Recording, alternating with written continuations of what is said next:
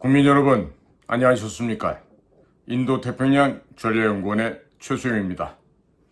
오늘도 공작관TV 그레이트게임을 애청하시는 전국 곳곳의 국민 여러분, 또 해외에 계시는 동포 여러분, 감사의 말씀을 전해 올립니다. 오늘 제가 전해 올릴 이야기는 군자산의 약속 22년, 주류 세력이 되어버린 운동권이라는 제목으로 운동권이 지나간 20여 년간에 어떠한 주요한 모멘텀이 있었고 그 사건 이후에 어떤 식으로 변화, 발전해 왔는지에 대해서 말씀을 드리면서 이들을 대처할, 이들을 진압, 섬멸하기 위한 그런 근본적인 이해가 이 시간을 통해서 조금이나마 생겨나시기를 바라옵니다.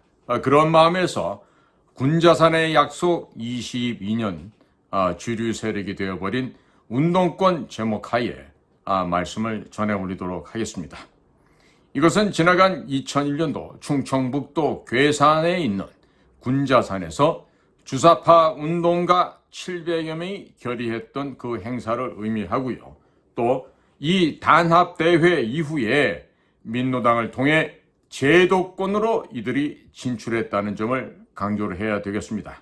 그리고 이들이 각종 시민단체에 들어가서 진보 진영의 주도권을 장악했다고 하는 점을 결코 간과해서는 안 될 것입니다. 군자산의 약속, 일명 9월달 태제가 나온 지 벌써 22년째가 되고 있습니다. 2001년 9월 22일부터 23일간 민족해방 NL파 운동가들 약 700여 명이 모여서 제도권 진출의 방향성을 굳히게 됩니다. 그때까지 지하활동 내지 실체를 감춘 채 활약하다가 사회 각계각층에 진입해서 주도적인 역할을 하게 되었던 것입니다. 자칭 친일, 친미 적폐의 나라 대한민국을 뒤엎고 자주 통일을 지향하던 바로 그 같은 부류의 인간들이 되겠습니다. 군자산의 약속은 어떻게 김일성주의, 즉 주체사상에 기반한 세계관, 역사관이 대한민국 주류가 됐는지 이해하기 위한 필수 지식이 될 것입니다. 이것을 모르고 지난 20여 년 우리 사회의 질적 변화를 설명할 수가 없습니다. 민주노동조합 총연합, 민노총을 비롯해서 여성, 농민, 장애인 단체들까지 자신들의 구체적 권익을 넘어선 시위에 참가하는 이유, 왜 미군 철수 등 반국가적 구호를 외치는지를 알 수가 없습니다. 2001년 9월 가을 어느 날 전국연합이 충북 괴산 군자산의 보람연수원에서 민주전선 일군 전진대회를 열었고 거기에서 3년의 계획, 10년의 전망, 조국 통일의 대사변기를 맞는 전국연합의 정치 조직 방침에 대한 해설서가 나오게 됩니다. 그 전문 약 3만 5천 자가 설명해 주다시피 손쉽게 이 자료들은 인터넷에서도 검색이 됩니다. 통칭 군자산의 약속입니다. 1917년 소련 볼셰비키 혁명 전략 레닌의 4월 태제를 의식한 이름인 9월 태제로도 불리게 됩니다. 2000년 6.15 남북 정상회담과 햇볕 정책은 80년대 이래 반체제 흐름에 새로운 시대를 열게 되었습니다. 친북, 종북의 면죄부가 주어졌던 것입니다. 종북이라는 용어는 운동권 내의 노선 권력투쟁과 이 권력투쟁 과정에서 등장한 말이 되겠습니다. 노동운동 중심의 민중, PD파가 북한을 추종하는 NL을 조롱하듯 지칭한 표현이 되기도 합니다. 6.15 선언 이후 북한 괴뢰의 호의적인 태도와 실천이 애족의 범위에 들게 되면서 애국 개념은 모호해지게 되었습니다. 대한민국 이퀄 태어나지 말았어야 할 나라, 이러한 인식이 제도권 안팎의 교육 및 대중문화를 통해 자리 잡게 되었습니다. 군자산의 약속 주인공들은 그 선봉을 늘 지켜왔습니다. 얼마 전 전자책으로 군자산의 약속이 출간이 되었다고 합니다. 22년 전 군자산 1박 2일 모임 현장에 있었던 민경우 대한연대 대표의 간략하지만 생생한 기록서가 됩니다.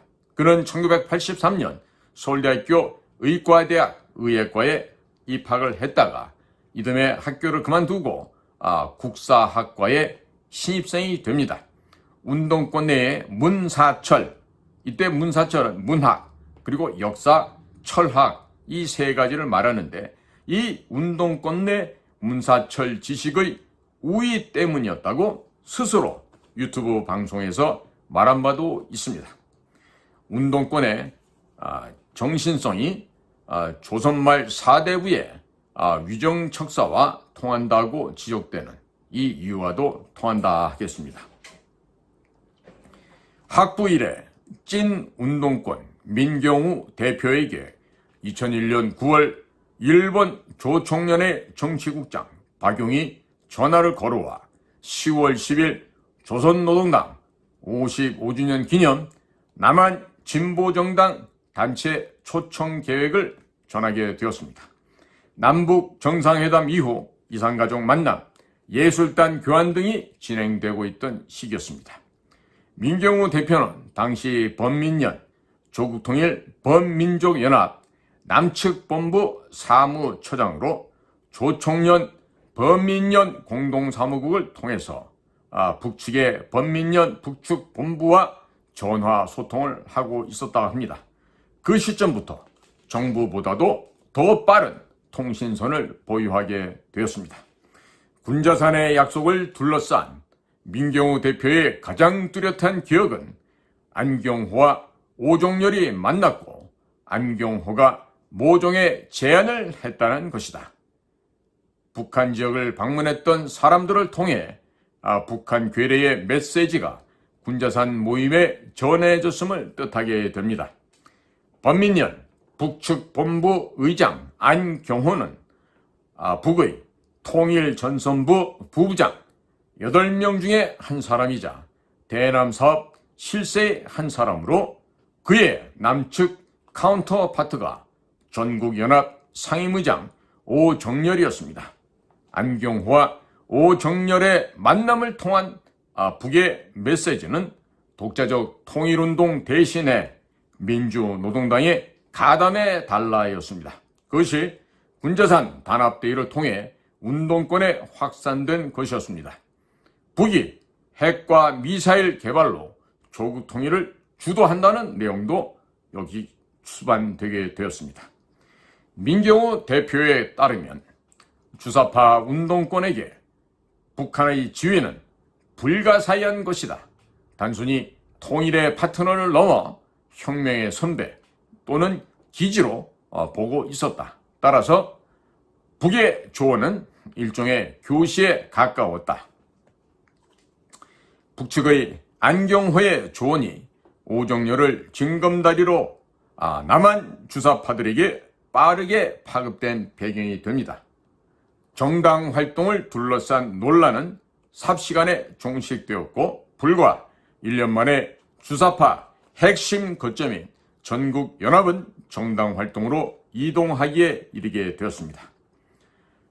북괴의 2000년부터 2001년 방침 이후 운동권은 민노당 등 합법적인 정치 활동의 길로 들어서게 되었습니다. 그전까지 거리 대중운동 위주 정치권 진출을 일종의 변절로 보던 시각이 달라진 것이었습니다. 한편 정치 활동과 관련한 또 다른 쟁점은 정치 활동의 방향이었고 그것이 대선 후보를 둘러싼 논란으로 이어집니다. 독자 정당을 계획한 민중당, 양김, 특히 DJ 김대중과의 연합전선을 중심에 둔 주사파 내지는 NL 등 87년도 하반기 운동권은 DJ에 대한 비판적인 지지, 후보 단일화, 독자 후보 방침 등으로 나뉘어져서 각축을 하게 됩니다.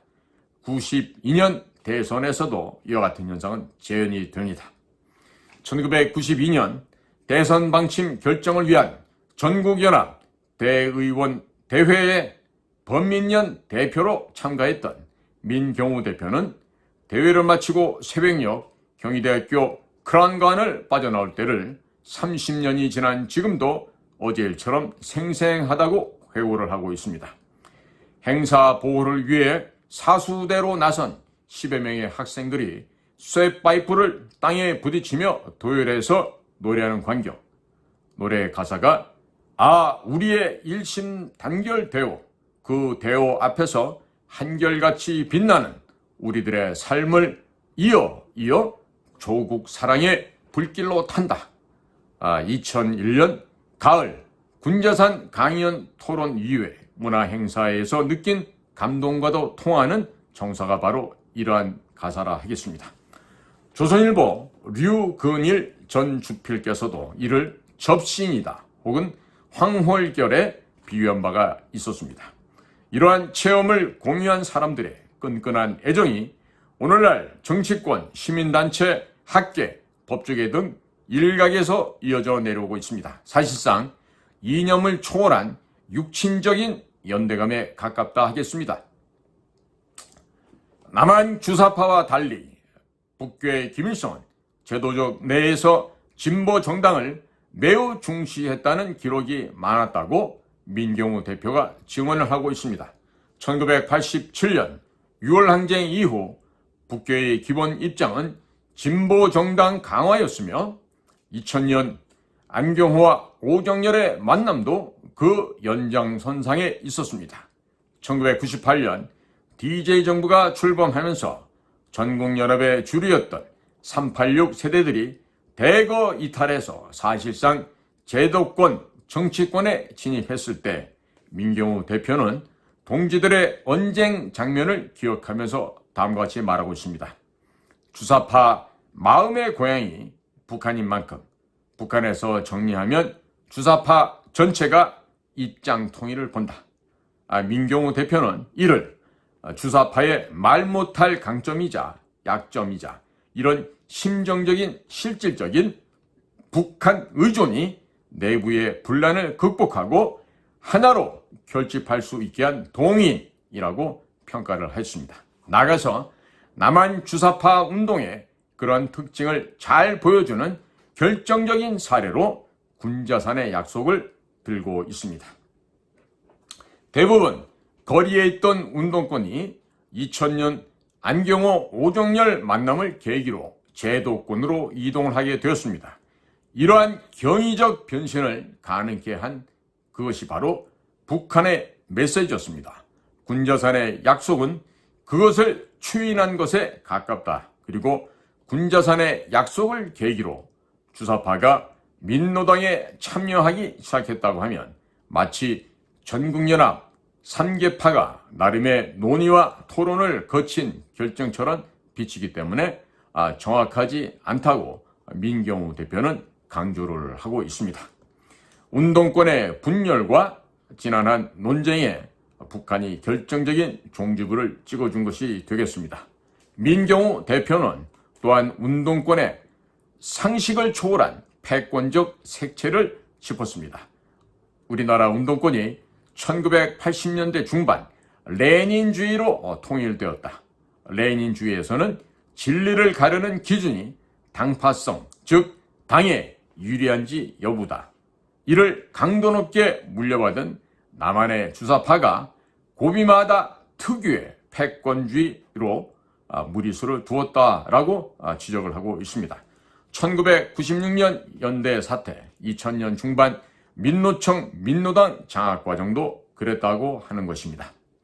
1987년 봄부터 학생운동의 노선 전환, 즉 유연한 구호와 투쟁 전술 역시 북한의 영향이 컸다고 합니다. 이를 배경으로 학생 운동의 대도약인 전국 대학생 대표자 협의회 전대협이 만들어졌습니다. 범민련 중심의 통일운동을 하던 주사파가 군자산의 약속을 계기로 진보정당 운동으로 전환한 것도 외견상 주사파 운동의 대중적 성장에 결정적인 기여를 했다. 이와 같은 민경우 대표의 평가는 북한 대중운동 전략 전술의 노련함을 말해준다 하겠습니다. 80년대 운동권이 과격해지는 가운데 북은 한국민족 민주전선 한민전을 통해서 유연하고 부드러운 대중전선을 구사하게 되었습니다. 한편 복종과 통일도 요구를 하게 됩니다. 2007년 대선에서 주사파가 집요하게 심상정이나 노회찬이 아니라 권영기를 주장한 것도 그 때문이다라고 부연 설명을 하고 있습니다. 이것은 북측에서 제어하기 쉬운 존재, 즉 쉬운 상대를 골라서 남조선에 적화혁명하고자 했던 것이죠. 그래서 2004년경부터 전국연합 38을 비롯한 주사파 조직들이 빠르게 민노총과 민노당을 장악하기 시작하게 됩니다. 물론 전국교사노동조합, 전교조, 그리고 더불어민주당도 예외가 아니라 하겠습니다. 자, 지금까지는 운동권의 핵심 멤버로 참여했던 우리 민경우 대표의 양심 고백과 같은 이야기들을 통해서 설명을 드렸던 것이고요. 우리가 이러한 공부도 꽤나 잘했던 이 민경우 대표가 서울대학교 의과대학을 때려쳐버리고 그 다음 해에 서울대 국사과로 다시 재입학을 해서 여기서 운동권이 주장하고 있는 문사철, 문학, 역사, 철학 이 세 방면에 있어서 우월적인 이데올로기 그 학술 이론을 가지고 상대편을 제압하는데 쾌감을 느끼고 거기에 속아 넘어갔던 자신의 모습을 지금 고백하고 있는 것이죠. 저 또한 대학을 다니면서 이와 같은 문사철에 유혹을 받은 적이 있었습니다만은 그곳에서 모여서 하고 있는 친구들의 이 말하는 말본새가 너무나 이북스럽고 너무나 부자연스럽고 해서 저는 일찌감치 리영희 교수라는 자가 썼다는 해방전후사 인식을 읽다가 그것을 집어 던져버렸던 기억이 있습니다. 그따위 책에 오염이 되고 거기에서 훌건 뭔가를 깨우쳤다는 듯이 마치 그것이 의식화가 되어가는 시발점이라고 생각하는 자들은요, 바로 머리가 안 좋은 그야말로 돌대가리들이나 그따위 짓을 했던 것을 우리가 기억을 하게 됩니다. 그런 그 요설과 감언이설에 속아 넘어간다면 그것은 진정한 지식인의 모습은 아니라 하겠습니다. 지금 군자산의 약속을 통해서 지금 우리 대한민국 사회 내 주류 사회로 지금 암약해서 진입해 들어온 이 주사파의 주력 세력들, 이 운동권 세력들이 어떤 식으로 지금 들어왔는지를 설명을 드렸습니다. 국민 여러분, 정신들 바짝 차리시기 바랍니다. 내년도에 있을 4월 10일에 있을 이 나라의 총선에도 마찬가지로 북의 대남 공작 선전 선동은 끊임없이 이루어질 것이고 중국 공산당과 함께 이 나라의 중앙선거관리위원회의 서버 및 각종 선거 시스템에 침투해서 그들이 원하는 결과를 만들어내기 위한 그런 조작, 위작 음모가 진행이 될 것입니다. 정신 바짝 차려야 할 것입니다. 그리고 가장 아쉬운 거는 2020년 4월 15일에 있었던 이 나라의 잘못된 선거, 부정적인 요인이 많이 개입되어서 이 전자개표기, 전자개수기 이러한 기계를 사용해서 장난질을 쳤던 이것을 이번에 최로이 중앙선거관리위원회 상임위원을 갔던 김용빈이라는 상임위원은요, 이거 진실을 올바로 깨닫지 못하고 헛소리 삑삑 해대게 되면 앞으로 큰일 납니다. 정권이 넘어갈 수도 있습니다. 그래서 가장 중요한 것은요, 그런 그 기기를 다 버려버리는 거죠. 그리고 투표를 하게 되면 그 투표를 마치는 순간 그 자리에 있던 모든 그 감시인들, 투표 참관인들은요, 그 순간에 선서를 딱 하고요. 나는 대한민국의 공직자가 되어서 이 순간부터는 개표 작업에 성실하게 임할 것을 선서합니다. 선언을 하고 바로 그 자리에서 개표를 하면 됩니다. 그리고 어디다 뭐 몰고 가서 어디 체육관에 뭐 다 집어넣고 이런 거 할 필요도 없습니다. 그러니까 수개표를 해야 되고 투표한 그 자리에서 바로 즉석 수개표를 해서 그 숫자를 모아서 통보만 하면 되죠. 그러면 간단하죠. 정해져 있는 253개 지역에서 숫자가 얼만큼 됐다고 숫자만 써서 넣어서 쭉 드래그 한 다음에 엑셀상에서 더하기 합산만 해서 보고 종합적으로 어디가 이겼는지 보면 금방 나올 겁니다. 자, 이렇게 쉬운 방법을 두고도 되먹지 못한 중앙선거관리위원회가 뭘 한답시고 되지도 않는 그 미르 같은 데서 만든 그런 전자개표기, 투개표기, 이따위 걸 가지고 사람들을 속이는데요. 사실 기계로 조작하는 것보다는 프로그램상 몇 퍼센트 대 몇 퍼센트, 지난번처럼 63대 36으로 만드는 이런 조작기를 통해서 투표한 사람의 의지와 관계없이 그 개표자의 의지대로 결과가 만들어지는 이런 것을 하면서 지금 선관위 같은 조직은 있을 필요가 없죠. 그러니까 새로 간 김용빈 씨는요, 이 사전투표를 반드시 중지시켜야 됩니다. 이런 것도 모르고 거기 앉아서 사전투표가 뭐 좋으니까 더 활성화해야 되고 있다고 정말 망언을 짓거리고 있는데 그 머리는요, 모자 쓰라고 달아놓은 게 아니에요. 밥 먹으라고 달아놓은 머리가 아니에요. 올바른 생각과 판단을 해서 국가와 국민을 위해서 봉사하는 자리입니다. 김용빈 중앙선거관리의 상임위원은요, 똑바로 처신하기 바랍니다. 만일 김용빈 상임위원이 올바른 처신을 못하고 헛짓을 하게 되면 김용빈 씨 또한 끌려나가서 사형을 당할지도 모릅니다. 그러니까 부정선거 비읍자도 들어가지 않게 명명백백하게 이번 선거를 해야 될 것입니다. 오늘도 저희 공작관TV 그레이트 게임을 경청해 주셔서 감사를 드립니다. 저는 인도태평양 전략연구원의 최수영이었습니다. 감사합니다.